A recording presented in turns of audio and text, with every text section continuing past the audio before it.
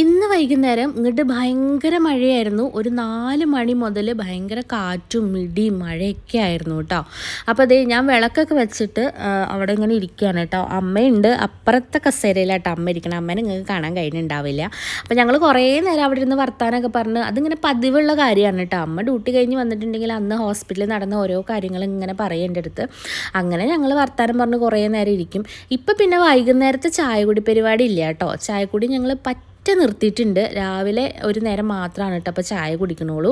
വൈകുന്നേരത്തെ ചായ കൂടി ഞങ്ങൾ ഒഴിവാക്കി. അങ്ങനെ ദേ അമ്മ വന്നപ്പം റേഷൻ പീടികയിൽ നിന്ന് നമ്മുടെ ആട്ടപ്പൊടി വാങ്ങിച്ചു വന്നിട്ടുണ്ടായിരുന്നു. അപ്പം നമ്മളിപ്പോൾ എന്നും വൈകുന്നേരം ഗോതമ്പ് ദോശയാണല്ലോ, അതുകൊണ്ട് ആട്ടപ്പൊടിക്ക് നല്ല ചിലവാണ്. പണ്ടൊക്കെ റേഷൻ പീടികയിൽ നിന്ന് ആട്ടപ്പൊടി കിട്ടിക്കഴിഞ്ഞാൽ ഒന്നില്ല ഞാൻ എൻ്റെ വീട്ടിലേക്ക് കൊണ്ടുപോവുക, അല്ലെങ്കിൽ നമ്മൾ ആർക്കെങ്കിലും കൊടുക്കുക, അങ്ങനെയൊക്കെയാണ് അപ്പോൾ ചെയ്യാറ്. പക്ഷേ ഇപ്പം ഞങ്ങൾക്ക് തികയണില്ല. കാരണം ഇപ്പോൾ ഫുള്ളും ഗോതമ്പാണ്. അമ്മ ഉച്ചത്തേന് ഗോതമ്പ് നമ്മുടെ ചപ്പാത്തി കൊണ്ടുപോവുക, അതുപോലെ ഗോതമ്പ് ദോശ കൊണ്ടുപോകും. ഇപ്പം ഇനി വൈകുന്നേരം എല്ലാ ദിവസവും ഗോതമ്പ് ദോശയാണ് കേട്ടോ നമ്മൾ ഉണ്ടാക്കുക. അതുകൊണ്ട് ആട്ടപ്പൊടിക്ക് നല്ല ചിലവാണ്.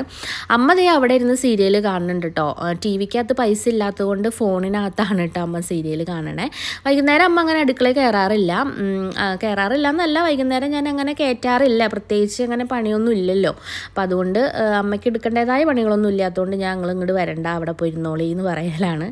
അങ്ങനെ കറിയെല്ലാം ഞാൻ ചൂടാക്കുകയാണ് കേട്ടോ. ഇനിയിപ്പോൾ എക്സ്ട്രാ കറിയൊന്നും ഞാൻ വയ്ക്കുന്നില്ല. രാവിലത്തെ തക്കാളി കറി ഉണ്ട്. അപ്പോൾ ഇനി അത് കൂട്ടിയിട്ട് ദോശ കഴിച്ചാൽ മതിയല്ലോ എന്ന് വിചാരിച്ച് വേറെ ഒന്നും ഉണ്ടാക്കിയില്ല. കാരണം അത് നല്ലപോലെ ബാലൻസ് ഉണ്ട്. ഇനിയിപ്പോൾ വേറെ എന്തെങ്കിലും എക്സ്ട്രാ കറി വെച്ചിട്ടുണ്ടെങ്കിൽ അതും ഇനി ബാലൻസ് ആയിട്ട് വരും. അപ്പോൾ അതുകൊണ്ട് ഇനി എക്സ്ട്രാ 2 മുട്ട പുഴുങ്ങാമെന്ന് വിചാരിച്ചു. കാരണം ഇനി പൈത്തണ്ണ കറി പറ്റിയിട്ടില്ലെങ്കിലോ എന്ന് വിചാരിച്ചിട്ട് ഞാൻ മുട്ട പുഴുങ്ങാൻ വെച്ചിട്ടുണ്ട്. പിന്നെ അവിടെ കുറച്ച് പാത്രങ്ങൾ ഉണ്ടായിരുന്നു കേട്ടോ. നമ്മൾ കറിയൊക്കെ ചൂടാക്കിയതിൻ്റെ ഒഴിവാക്കിയ കുറച്ച് പാത്രങ്ങളും പിന്നെ മിക്സിയുടെ ജാറും അങ്ങനത്തെ കുറച്ച് പാത്രങ്ങളൊക്കെ ഉണ്ടായിരുന്നു. അതൊക്കെ കൂടെ ഇങ്ങനെ കഴുകി വെക്കുകയാണ് കേട്ടോ. അങ്ങനെ ദോശ ഉണ്ടാക്കലൊക്കെ കഴിഞ്ഞിട്ടുണ്ട് നമ്മുടെ.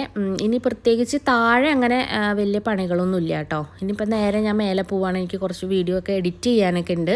ഇനിയിപ്പോൾ മേലേക്ക് പോകും.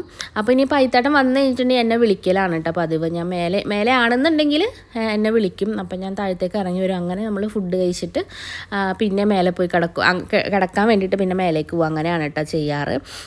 ഇത് പതിവല്ല കേട്ടോ. ഞാൻ മിക്കപ്പോഴും എനിക്ക് ഇന്നിപ്പോൾ കുറച്ച് വീഡിയോ എഡിറ്റ് ചെയ്യാനുള്ളതുകൊണ്ട് മേലേക്ക് പോയതാണ്. അല്ലാന്നുണ്ടെങ്കിൽ ഞാൻ താഴെ തന്നെ എത്താണ്ട് മന്നോടം വരെ ഇങ്ങനെ നോക്കിയിരിക്കും കേട്ടോ. അപ്പം എൻ്റെ താഴത്തെ പണികളെല്ലാം കഴിഞ്ഞിട്ടുണ്ട്. അപ്പോൾ ഇന്നത്തെ വീഡിയോ ഇത്രേ ഉള്ളൂ. ഇഷ്ടപ്പെട്ട എല്ലാവരും സപ്പോർട്ട് ചെയ്ത് സബ്സ്ക്രൈബ് ചെയ്യണേ. Tata bye bye, see U.